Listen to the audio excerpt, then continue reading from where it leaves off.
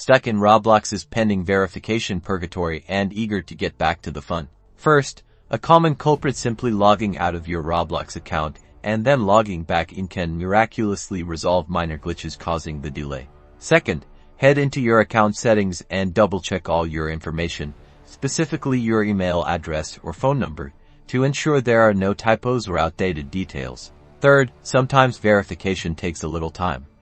Give it at least 24 hours, as some processes aren't instantaneous. Fourth, diligently check your spam or junk folders in your email or your SMS messages for any delayed verification codes that might have been misdirected.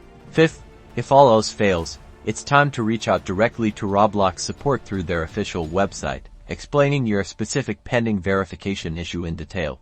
By methodically following these steps, you'll be on your way to a fully verified account and back to enjoying the complete Roblox experience. Don't forget to like this video and subscribe for more helpful Roblox tips.